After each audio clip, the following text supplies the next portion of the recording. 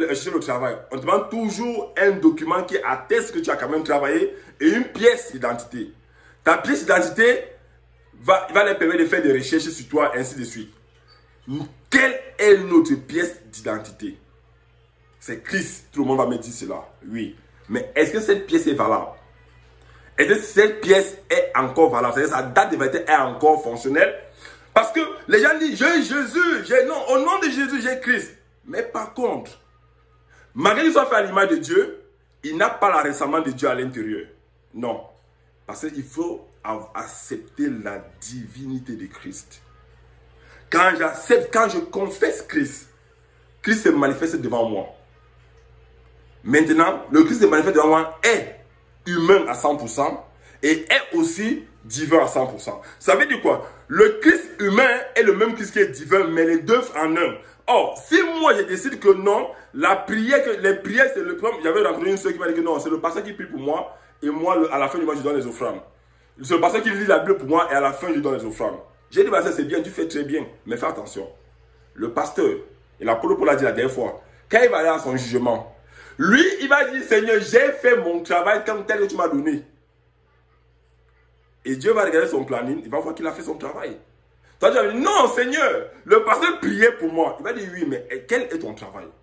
Or, la divinité de Dieu, la divinité de Christ, autant pour moi, nous élève au-dessus des sentiments que l'humanité peut nous donner. La divinité de Dieu, regardez bien, Christ étant humain a pleuré, c'est tout à fait normal, parce qu'il est humain. Christ étant humain a eu des regrets, c'est tout à fait normal. Christ étant humain a eu faim.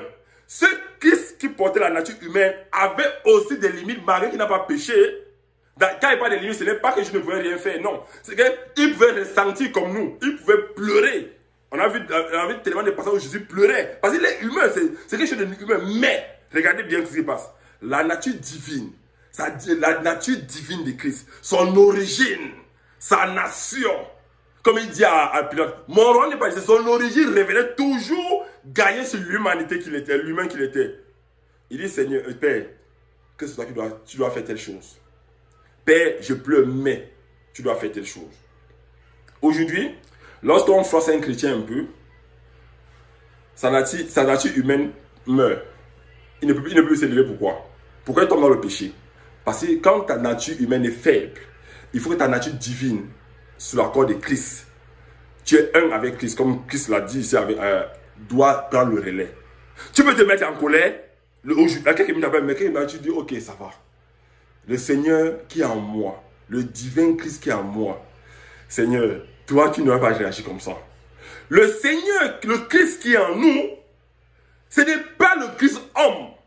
Puisque nous sommes hommes à l'image de Christ. Le Christ qui est en nous, qui est en nous, on ne le voit pas. Le Christ qui est en nous, c'est sa partie divine qui doit se manifester. Et si tu fais taire cette partie, tu ne peux pas explorer. Tu ne peux pas explorer. Tu ne peux pas vivre la vie chrétienne parce que le Christ physique n'est plus là.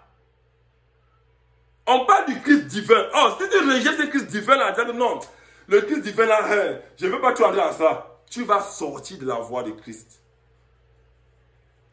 Et c'est ça qui fait en sorte que nous les chrétiens, on succombe facilement. Parce que le Christ divin qui fonctionne avec nous, qui a promis l'alliance avec nous. Quand on va dire, il dit dans Jean 17, Père, je veux être un avec eux. Partout où je serai, qu'ils soient avec moi. C'est-à-dire que même quand je suis dans les problèmes, Jésus est avec toi. Mais maintenant, comment fais-tu pour que cette divinité de Christ en toi, cette personne de Christ, maintenant, parce que, écoutez bien, nous sommes l'image de Christ à 100% homme. Tout le monde le voit, tout le monde le touche. Mais où est le Christ à 100% divin? On ne peut pas le toucher. Alors, comment il se manifeste? C'est selon ta réaction dans tous les sens de ta vie.